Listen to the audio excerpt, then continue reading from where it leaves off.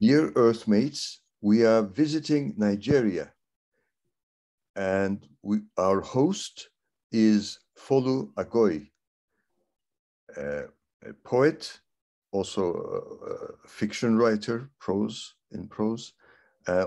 He also teaches at university.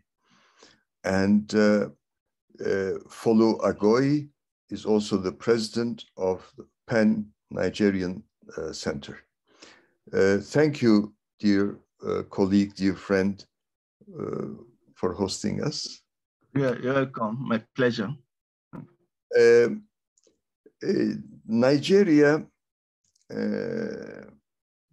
is a big country and a lot of people. What's the population about?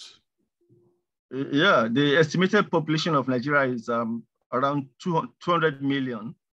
Nobody is really sure exactly how many we are, but the speculation is that we are between 180 and 205 or 210 million. Although the government is planning to have another census next year. That would be around April and so, but for now, what we keep working by is around 200 million population. And then Nigeria is also a multilingual society, multilingual country, having close to 400 languages. Although out of those 400 languages, 3 are considered major languages or main languages. That is Hausa, spoken in the north, and Yoruba, spoken in the southwest, and then Igbo, spoken in the southeast. And then we now have so many minority languages, whose speakers might feel uncomfortable when we keep saying there are 3 major languages in Nigeria, because they too have the right, to claim at least something about their language. I know the system, at least the decision is a place like Switzerland, when you even have the speakers of a minority language still being recognized. Even if you are just 1% of the population, you are still entitled to be recognized. As that. So that's the situation in Nigeria, multilingual, and then we are many, like you said. Yes. Yes, and English is the common language. English is our second language, is our official language, is our lingua franca. There is no national language in Nigeria, so that's why English now serves as almost every other thing, apart from your mother tongue, the second language that you have access to, which you also use as the official language in the society, is English. So it's English, all the way. Yes. For us. Bilingual, multilingual children are wonderful. I mean, it's good for a variety of thinking. It's important. In Turkey, our Kurdish citizens, most of them speak both Kurdish and Turkish. And our Armenian citizens also speak. They are bilingual. That's a big advantage, of course. When did Nigeria become independent? Yeah, that was 1960, 1st of October, 1960. Mm-hmm. And Nigeria is a federal republic. Yes, right? Nigeria is a federal republic, yes. And in the north, there is Islam mostly. Yes, mostly. In the north, there are more Muslims. There are mostly Muslims in the north. And then in the south, we have a preponderance of Christians. There are so many Muslims also in the south. The difference is just that Southerners are more liberal. So that it's very common for you to have adherents of various religions in one family in the south. You know, one family where you have the father being a Muslim and the mother being a Christian. And so you have the children choosing whether to be going to church or to the mosque. There might be some members in the side of the same family who will say, I don't believe in either of the two religions. I want to stick to our traditional religion, you know. So a lot of people are really liberal, unlike what really obtains in the north, you know, where there are a lot of people there are a bit intolerant, you know, of other religions. And that's why you have a lot of religious crisis, you know, mostly in the north. And then you have a lot of fundamentalism also, you know, happening. I'm sure you've heard of Boko Haram and the rest of them. Yes. Are they still active? Yeah, they are still active.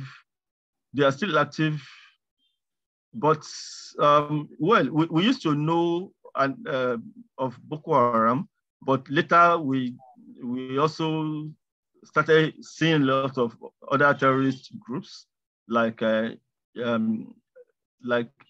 bandits, you know,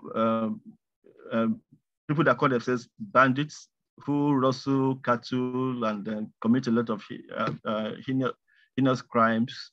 They too have been classified as terrorists now. And then there is the ISWAP, you know, and then so there's a lot of terrorist activity, mostly in the north, you know, whose activities are really identified with, are almost similar to the activities of Boko Haram. And that's what Nigeria is really grappling with right now, you know, insecurity problem. I see. And the meaning of Boko Haram is education is sin. It's forbidden, but meaning the modern education, I think. Yes, that's the meaning, and that's why it's a bit confusing, because you know, they tend to want to condemn everything about Western education, but we tend to see even in their operations that they too have been using aspects of Western education in their activities, you know, even in their violence, and then the way they carry out their, and then even the weapons and the stuff they use. And a lot of Islamic clerics and leaders have really disassociated themselves from Boko Haram and from the philosophy of Boko Haram, saying that they are just a terrorist group, not really, not championing any cause, you know, associated with Islam. Some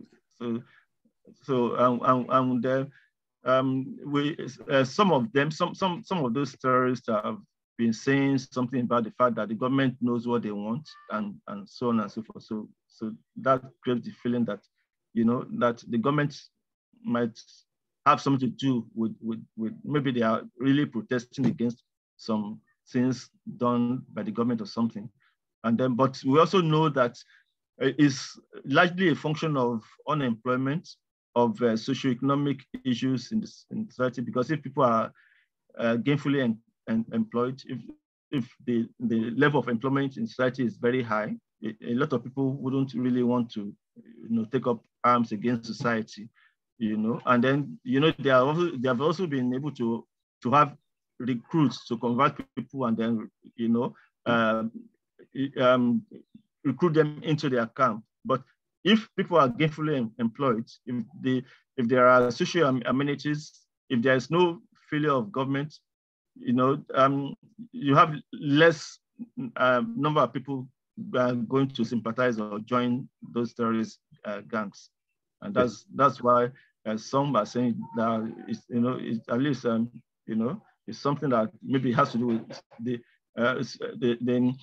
the social, is a kind of social problem that is not only it's something that can be tackled by just the military, at least if this.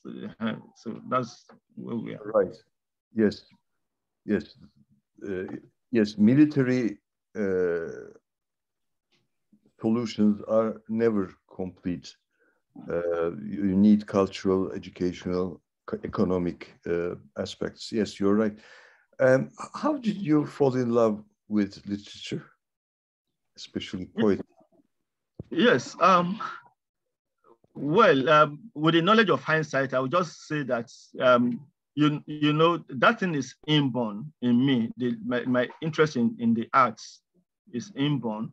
I right from my high school, I used to draw things. I fell in love with fine art, you know, visual arts, and then but my father, who was a teacher, didn't see any sense in that. He tried to discourage me from really pursuing art, saying that you know if we wanted is really preferred me to to become a lawyer or a doctor or something, and so instead of wasting time drawing things, and so he really discouraged me. But it was after my university education that I discovered the poetic talent in me when because I was a teacher at the secondary school, Corona Secondary School in Lagos here.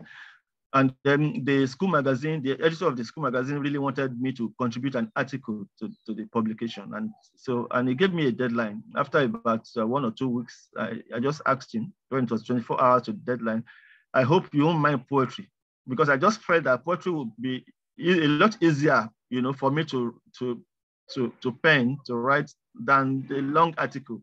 You know, that is the way I felt about it. He said, yes, anything for me is okay. And I just saw myself writing a poem. And I wrote the poem. He loved it, showed it to another teacher. And then so those teachers really fell in love with it because they saw their portrait in the poem.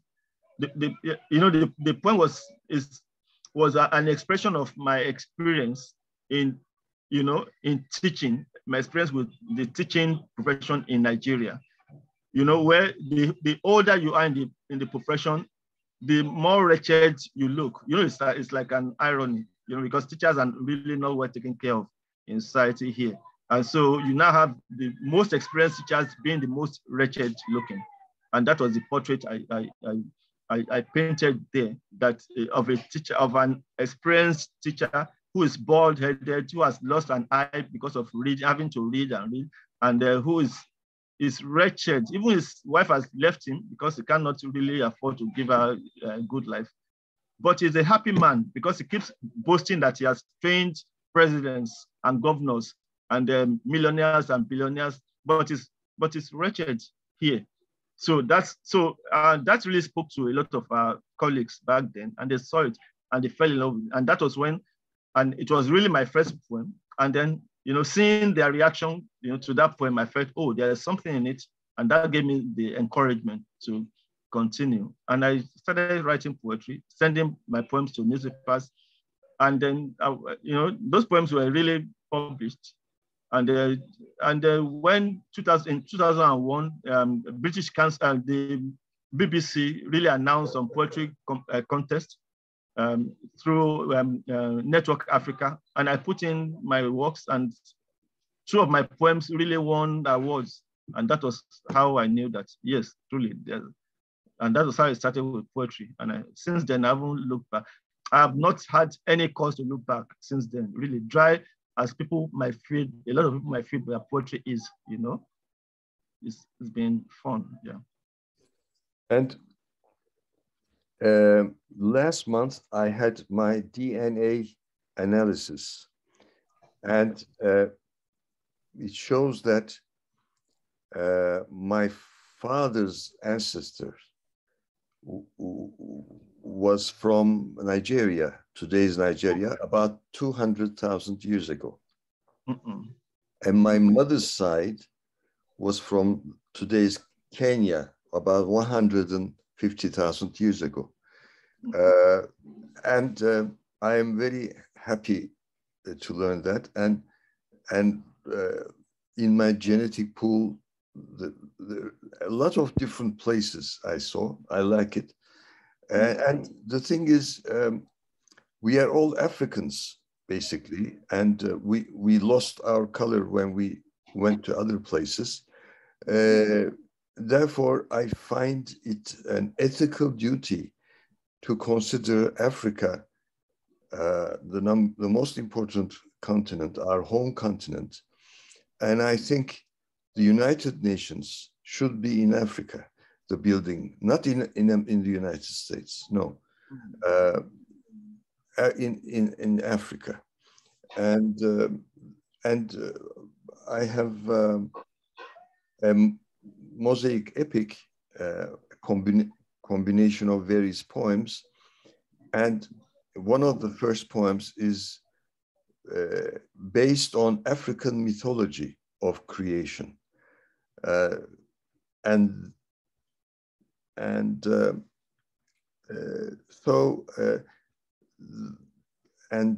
We have this Earth Civilization Network, friends, Earthmates from various parts of our planet. I have friends from Senegal and Botswana, Algeria, Egypt, South Africa, and from Nigeria now you. We meet once a month, but our African friends are a little bit too busy.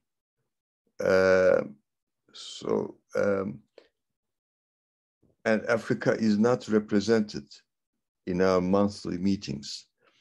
So it will be great if you can attend once a month on usually the third or fourth Sunday at around, I think, 4 o'clock your time in the afternoon. It will be great. I mean, because we need friends who are together with us. Our synergy can be better. Yeah, sure. I can assure you that I'm going to make myself available. I'll keep it in mind. If you just send me maybe a notification or something. Thank you so much. I'll be part of it. Thank you. And the Nigerian Pen Center, when was it established? Yeah, it was really established towards the end of the last century, around 1991. Yes, around 1991, and that was when we started holding meetings. And then by 1999, it was really admitted by Pen International. I think at the London Convention, that is when we were really admitted. And since then, we've been really active. Yeah. Yes, wonderful. And Africa, there is a Pan-Africa movement that has been. Yes. Is there still some desire to form a Pan-African, like a federation or confederation? Yes, yes, some of us actually were so enthusiastic about that move to have a kind of Pan-African African network. But some issues cropped up. There was something between Francophone Africans, French-speaking Africans, and then English-speaking Africans, and then so there was no harmony, so to speak, and that was what caused the lack of coordination. And then we've been trying, at least someone like me, we've been trying to really get the other members of the group to come back to the round table. And then, we're holding meetings at the point, and we're at the point of holding an election when, things started, tendencies actually crept in to disorganize move. And that's it. There has been effort because it makes sense, a lot of sense for us to come together and forge a common front. But as it is for now, it's been a bit difficult. Yes. Much as it's desirable. Yes. I think now we are all on the same planet, and we have basic issues. So if more people can get together, we can solve problems more easily, of course. So my dream since my youth is that there will be a world society beyond borders, beyond classes, actually, in a democratic world system, maybe a secular democratic Earth Federation, let's say. There are movements calling themselves, for example, Earth Federation or World Parliament. These are wonderful attempts.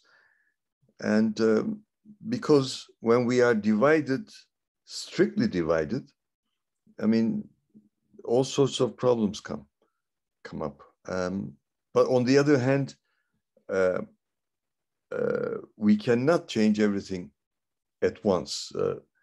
It takes time. And so if we improve intercultural relations, then we can improve, of course, our hopes for the future.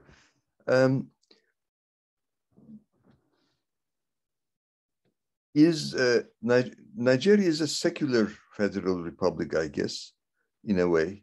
I mean, yes, yes. On paper, yes. In our constitution, Nigeria is a secular state. Although, I think that's what we have on paper. But in reality, we know that a lot of Nigerians are either Christians or Muslims, and then there are still some people that believe in traditional worship in the traditional religions.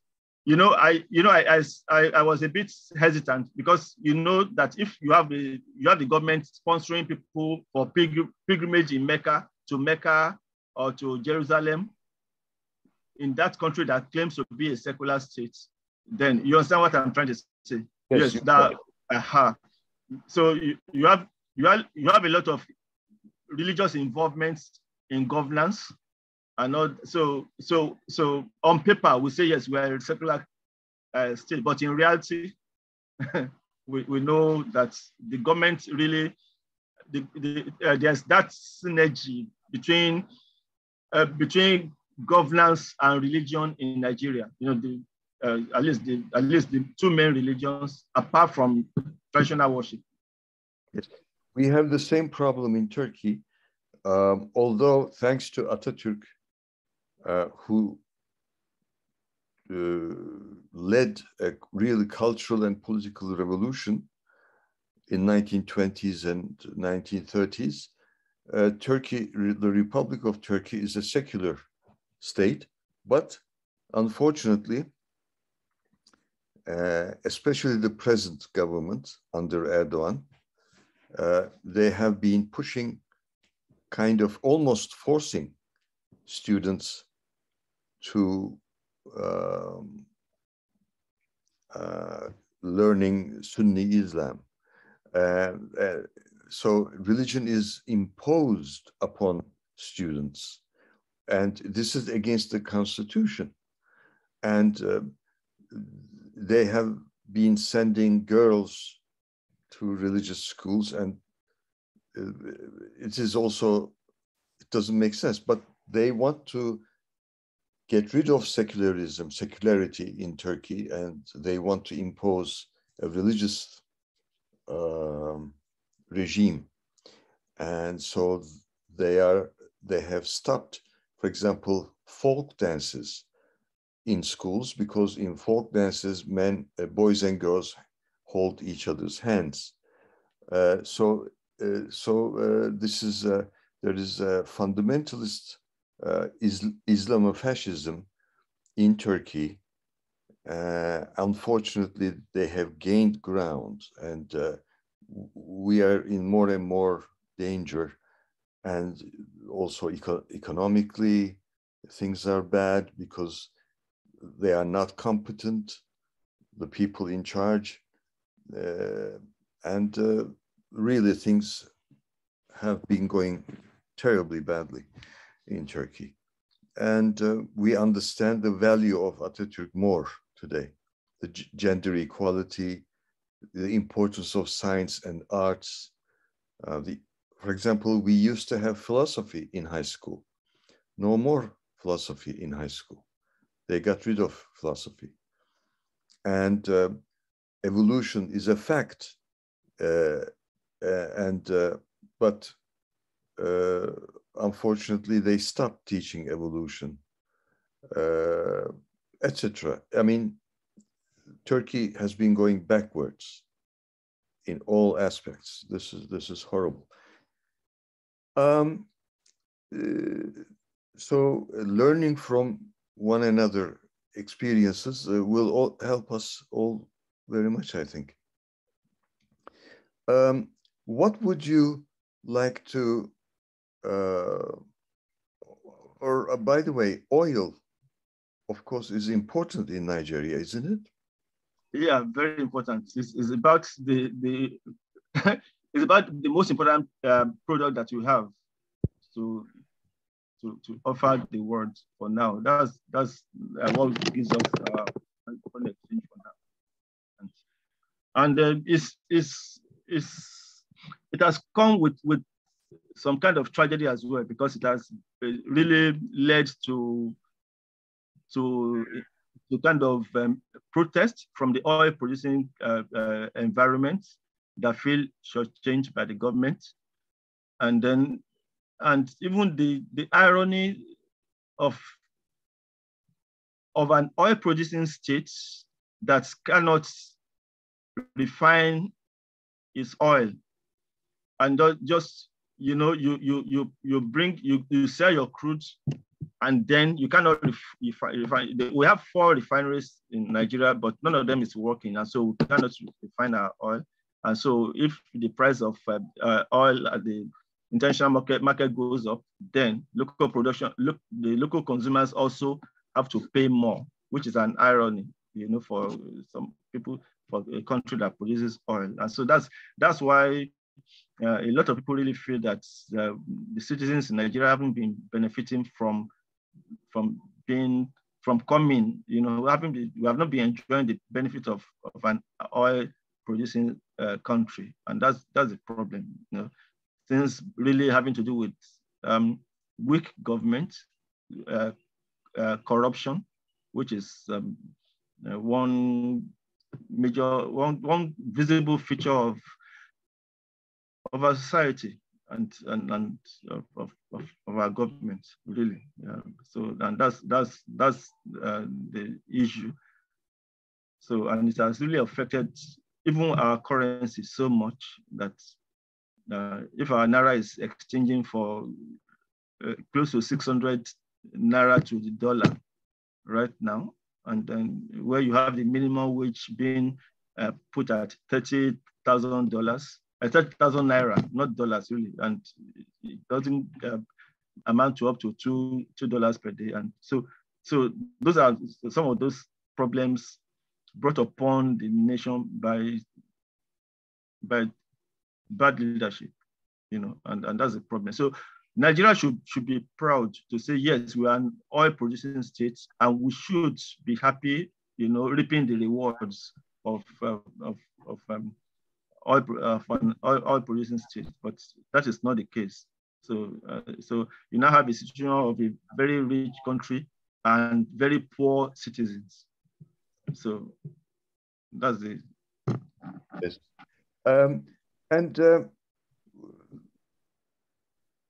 What else would you like to express? For example, what would you like to suggest or recommend to young Earthmates in our world? Yeah. What should young people do? Yes. Young people should, because in our society, people have a lot of people have been castigating the young ones for lacking sense of direction, for being wayward, for being for bad behavior generally. But some of us really know that when there is no source of inspiration, no good example set by the adults, by the leaders, what do you expect the young ones to do? Because they don't have visible role models, really. All the people most of the people in government offices are known to be very corrupt, and they flaunt the process of corruption. And then so there's no good example for the youth to follow. So the only thing I would say is to advise the youth to really have faith and hope, in the society, and then embrace discipline and avoid the temptation of becoming very materialistic, because that's the problem. That's the major problem of our youth now, because there's that high degree of materialism in the system, and they're always thinking of money. And that's why intellectual activity doesn't really make much sense to them, because they are mostly thinking of how to make it big and fast. They want to become very rich overnight, and so some of us really know that the path to wealth is not even, at least wealth will come if you're hardworking, if you are focused, if you and then that's not even the essence of life. And then when you even say wealth doesn't come only in terms of money or material things. Yes, wealth really comes in the area of immortality, that literature, that writing can really accord you. If you train yourself to be a good writer and you write something memorable, like the Shakespeare's of this world, you gain immortality. And we still talk of Shakespeare up to now. How many centuries of his passing? And that to some of us is more tangible, more important than material things. I think my advice to them would be to really put their minds off materialism, and then pursue, intellectual engagements, cultural things, and literary activities. Things that have to do with the cerebral exercise, so that is where the future is, and then just keep your mind at it. Be hardworking. Money will come, since that's what is distracting a lot of people now. Eventually, at least what Tolstoy wrote in one of his short stories, that how much land does a man need? How much land does a man need? So that's the point, that we should really become focused, and then become focused on the real thing, the real essence of life, not distractions that materialism could really bring, to us. Well, I think that's the main thing we need to tell the youth right now. Wonderful. This is relevant all over the world, really. Most people, they believe that they are realistic, but on the other hand, they are just narrow. They are not narrowly realistic, but imagination is part of reality, and enthusiasm, inspiration, these are also parts of reality, but they don't see that. They limit their existence to, very great suggestions, great advice. Thank you so much, dear Earthmate Folu Agoi. It's been a great pleasure for me. And I would like to read your poems, and we'll be in touch. Definitely. Yes. Definitely. Yes. Wonderful. We'll stay in touch. Yeah. Yes, we're together. That's we are together. Yeah, sure. Likewise. Yeah. Thanks for having me. Thank you for hosting us.